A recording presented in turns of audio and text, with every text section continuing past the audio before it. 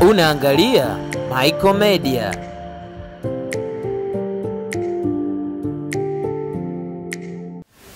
Oh yes, ukisikia nyimbo hiyo ujue ni UEFA Champions League, ambapo hapo jana na pia juzi kulikuwa na mchezo wa nusu finali, ambao mechi ya kwanza ni Arsenal waliweza kuwaalika PSG katika uwanja wa Fly Emirates, lakini mechi ya pili Barcelona waliweza kuwakaribisha Inter Milan katika kule nchi ya Uhispania, vijana wa La Masia wakitoka suluhu ya mabao 3-3.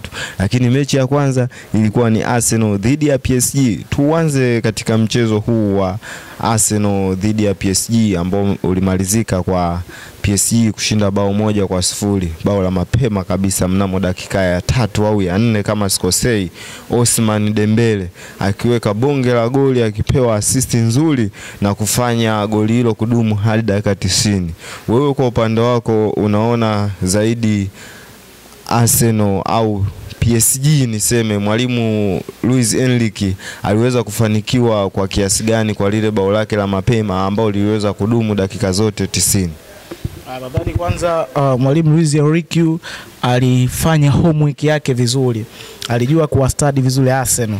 Najua Arsenal ni moja ya timu ambazo zinacheza mpira mzuri sana Ulaya sasa hivi. Umeona Luis Enrique aliwastadi vizuri, alifanya homework yake, akagundua yapi madhaifu ya Arsenal ya Mikel Arteta. Nakumbuka siku ile Arsenal walikosa pure defensive midfielder ambao mara nyingi sana waga wanapa balance nzuri sana kwenye ulinzi. Namzungumzia Thomas Partey, chuma kile kutoka Ghana, walimkosa kwenye ule mchezo. Luis Enrique alichokifanya kwamba alienda na plani yake ile waga siku zote wao kwenye build up yao wale wanaondoka na watu wawili nyuma, watu watatu katikati kwenye midfield, na nazungumzia kina Vitinha, watu watatu tena wapi?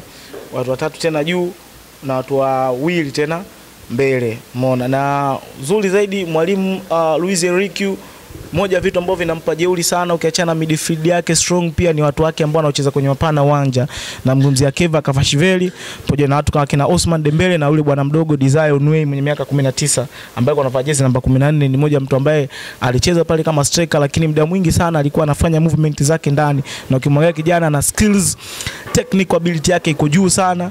Angalia jinsi ambavyo walivyokuwa anahama na kina Saliba pamoja na Kiwio ambaye ndio alicheza kama half ball, alicheza kwenye pale kwenye walikuwa kama center back wawili. Angalia alivyokuwa na manao, pia angalia Keva pamoja na Ousmane Dembele wakati wanawapa game Timba pamoja na Kiwio. Kwa hiyo ni mechi ambayo walijua kuwakamata vizuri Arsenal, haswa kwenye eneo lao la nyuma, pia kwenye midfield nguvu kubwa watu kama kina Vitinha pamoja na Fabian Ruiz. Ni watu ambao ni wazuri sana kucontrol mchezo, ni watu ambao walikuja kushika mchezo. Hata kwenye ile game hatukuona makali watu kama kina Declan Rice. Pia kitu kingine kule kwenye upande wake wa kushoto kuna mtu anaitwa Nuno Mendes. Angalia alivyokuwa yule jamaa, ni mmoja wa mabeki ambao msimu huu UEFA amekuwa story sana kupiga pini wale washambuliaji ambao wamekuwa hatari sana. Nazungumzia left wing forward pamoja na right wing forward. Sana right wing forward ambao wanacheza nao, nazungumzia mtu kama Salah. Kumbuka ile pini aliyopigwa kwenye ile game. Angalia tena Bukayo Saka, naye kuna muda alikuwa ana show kidogo, lakini muda mwingi sana alikuwa kwenye control ya ya Nuno Mendes. Nadhani mwalimu Luis Enrique alifanya homework yake vizuri sana kuangalia yale maeneo ambayo Arsenal wako strong sana. Arsenal muda mwingi sana waga wana overload upande wa kulia ambako anakocheza Bukayo Saka, ndo anautumia zaidi. Ndio maana ukiangalia kwenye ile game, kutokana na Arsenal kwa overload kule kwa watu, muda mwingi nao PSG muda mwingi sana macho yao yalikuwa kwa Bukayo Saka, kwa sababu ndio mtu ambaye anaweza kutengeneza na mtu ambaye anaweza kufunga.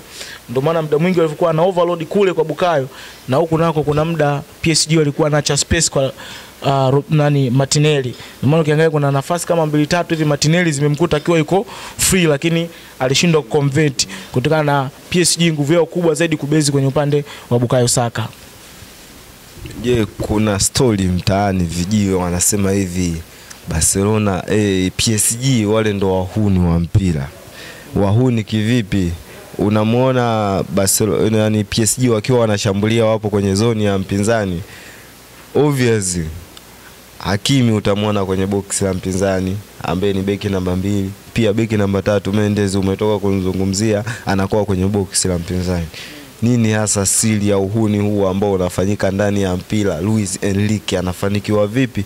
Beki wa pembeni wanaingia kabisa kwenye box la mpinzani 18 na wanafunga. Hapo ni plani ya mwalimu pamoja na mpango. Ndio maana nikwambia PSG kwenye build up yao ya kushambulia wanakuwa na watu wawili nyuma. Ina maana wanabaki Marquinhos pale na center back mwingine wanabaki wawili. Alafu pia wale watatu wanaenda kucheza juu ya midfield. Yaani wanaongezeka kwenye upande wa kiungo, wanakuwa invited. Ndio maana muda mwingi sana unakuta wako ndani wako juu. Achraf Hakimi pamoja na Nuno Mendes wale ni wing back, wanasogea juu kwenda kupush.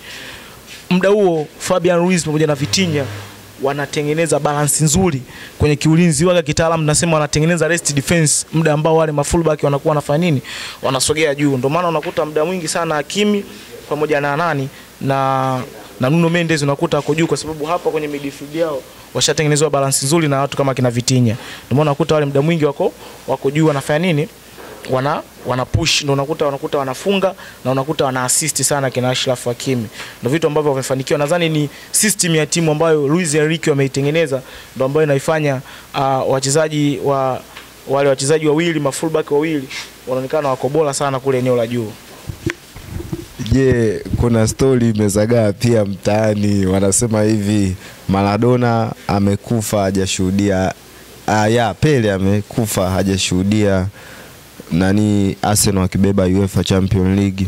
Malkia Elizabeth amekufa hajashuhudia Arsenal wakibeba Champions League.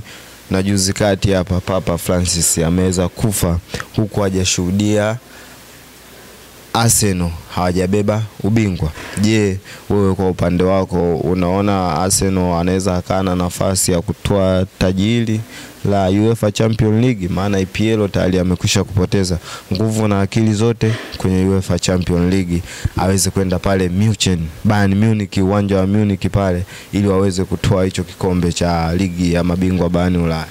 Nadhani safari wanasema sasa hivi wanaita road to Munich. Nadhani ni ngumu sana kwa Arsenal kwa sababu bado ana game nyingine Parc des Princes pale nchini Ufaransa dhidi ya Paris Saint-Germain. Nakumbuka mechi ya kwanza Emirates tayari Arsenal kasharuzi kwa goli 1-0.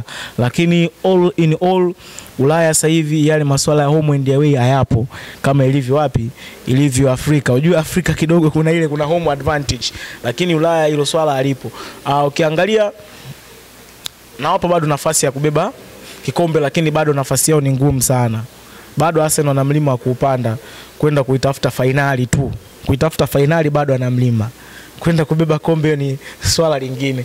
Nadhani Arsenal huu ndo msimu wao wa UEFA Champions League. Ndio msimu wao bora zaidi kwa miaka hivi karibuni.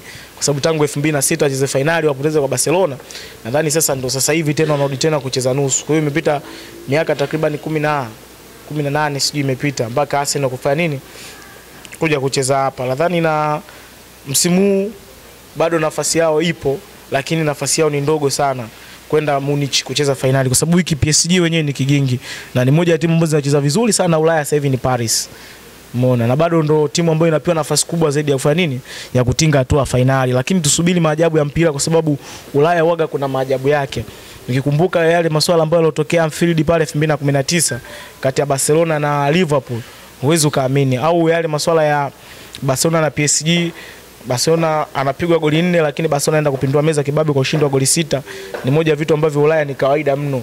Au nakumbuka Man City kwa Real Madrid kilichotokea, majina kina Rodrigo Gozi yakaanza kuimbwa sana kutoka na zile comeback. Kwa hiyo Arsenal ana uwezo wa kufanya comeback pale wapi, Ufaransa, lakini pale mpaka atakapojiandaa vizuri, atakapowasoma vizuri PSG. Na PSG hawezi kucheza kama vile watabadilika tena, kwa sababu wana mwalimu ambaye yuko very technician. Namzungumzia mtu nani?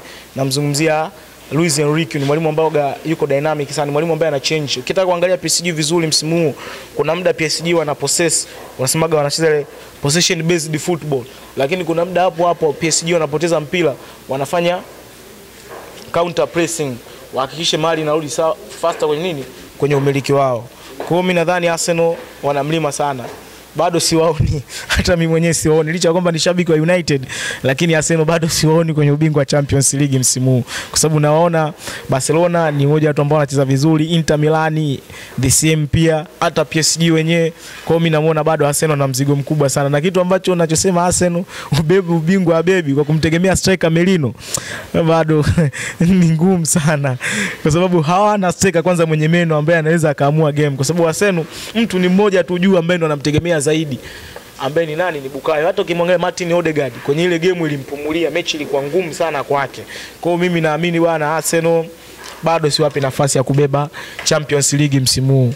Nafasi yao ipo, lakini sio kubwa kama vilipo vilabu vingine, kwa sababu kutokana hata matukio yake tu ya game ya kwanza na Arsenal. Watu wengine wanaoji kwamba sema Arsenal alimfunga Madrid kwa sababu alishamkuta Madrid mwenyewe tia maji. Yes, naungana nao, lakini siwezi nikaupinga ubora wa Arsenal. Lakini kwa msimu huu kidogo wafanye kazi ya ziada, yani kazi walioifanya mara 3 au mara 4 zaidi ili kuendea ubingwa wa Champions League. La sivyo msimu huu watamaliza vile vile no cup, licha kwamba misimu 3 mfululizo wanamaliza run up na malisha nafasi ya pili kwenye ligi, lakini bado wanaonekana nini, hawajajenga chochote. Na waga Arsenal wenyewe wanajificha kwenye kivuli cha kwamba tunatengeneza timu. Unatengeneza timu misimu 5 naenda na Arteta bila kikombe chochote kikubwa, no achievement yoyote. Nadhani ni moja ya vitu ambavyo vilio sana kwa mashabiki wa Arsenal. Na mashabiki wa Arsenal wanapenda sana timu yao ibebe UEFA, kwa sababu wakikaa ukibishana mashabiki wa Chelsea, Manchester City, Manchester United, Liverpool, unakuta hata Aston Villa, Nottingham Forest, ni timu ambazo tayari pale Uingereza vishaye kubeba nini UEFA Champions League. Kwa mashabiki wa Arsenal ni kitu ambacho kina waumiza sana kusikia kwamba timu yao mpaka sasa haina kikombe chochote cha nini cha UEFA Champions League. Swadakta mtazamaji wa Michael Media, thanks for watching.